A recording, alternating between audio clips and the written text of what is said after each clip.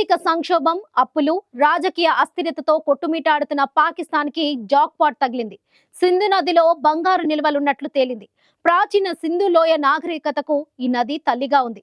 అద్భుతమైన నాగరికత ఈ నది ఒడ్డునే వెలిసింది.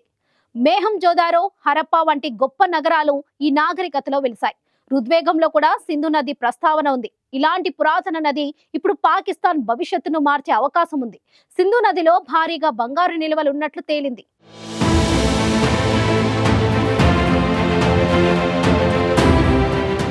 దాయాది పాకిస్తాన్ నానాటికీ పేద దేశంగా మారిపోతోంది. ఆర్థిక సంక్షోభం ఆ దేశాన్ని పట్టి పీడిస్తోంది. రోజువారీ బండి నడిపించాలంటే ఇతర దేశాల దగ్గరో లేదంటే ప్రపంచ బ్యాంకు వద్దో నిత్యం అప్పులు తీసుకురావాల్సిన పరిస్థితి నెలకొంది.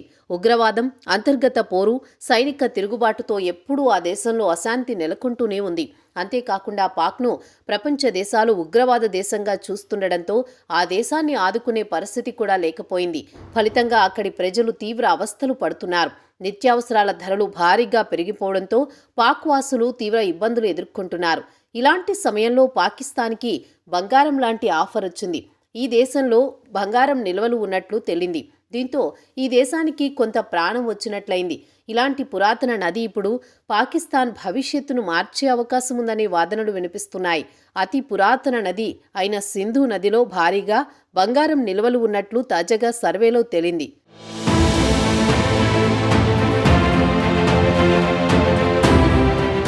సింధు నదిలో 600 బిలియన్ పాకిస్తానీ రూపాయలు అంటే మన భారత కరెన్సీలో ఏకంగా 18,500 కోట్ల విలువైన సంపద ఉందని అక్కడి మీడియా వెల్లడించింది.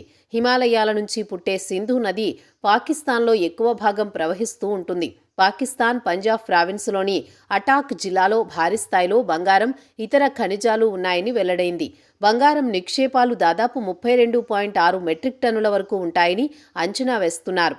600 బిలియన్ పాకిస్తాన్ రూపాయల విలువైన ఈ బంగారం అటాక్ జిల్లాలోని 32 కిలోమీటర్ల ప్రాంతంలో విస్తరించి ఉందని పంజాబ్ మైనింగ్ శాఖ మంత్రి ఇబ్రహీం హసన్ మురాద్ వెల్లడించారు. సింధు నదిలో లభించే బంగారం పాకిస్తాన్ ఉత్తర పర్వత ప్రాంతాల నుంచి వేగంగా ప్రవహించే నదిలోకి వస్తున్నట్లు తేలింది. ఈ క్రమంలోనే ఆ బంగారమంతా నదీ గర్భంలోకి చేరుతున్నట్లు తెలుస్తోంది. 3,200 కిలోమీటర్ల మేర విస్తరించి ఉన్న ఈ సింధు నది ప్రపంచంలోనే అతిపెద్ద నదుల్లో ఒకటిగా నిలిచింది.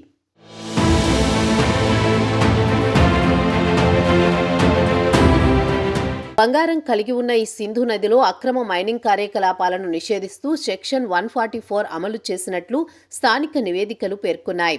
బంగారం వంటి విలువైన ఖనిజాలు దేశ ఖజానాకు ఎంతో ప్రయోజనం చేకూరుస్తాయని పంజాబ్ ప్రావిన్స్ హోంశాఖ వెల్లడించింది. ప్రస్తుతం శీతాకాలంలో సింధు నదిలో నీటి మట్టం క్రమంగా తగ్గుతున్నందున ఈ వార్తలు వెలుగులోకి రావడంతో స్థానికులు నదీ గర్భం నుంచి అక్రమంగా బంగారాన్ని సేకరిస్తారని అక్కడి ప్రభుత్వం భయపడుతోంది.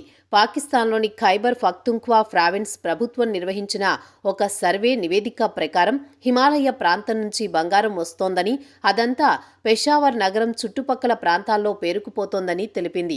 6 నుంచి 10 మిలియన్ ఏళ్ల క్రితం 2 టెక్టానిక్ ప్లేట్లు ఢీకొన్న తర్వాత హిమాలయాలు సింధు నది ఉద్భవించాయి.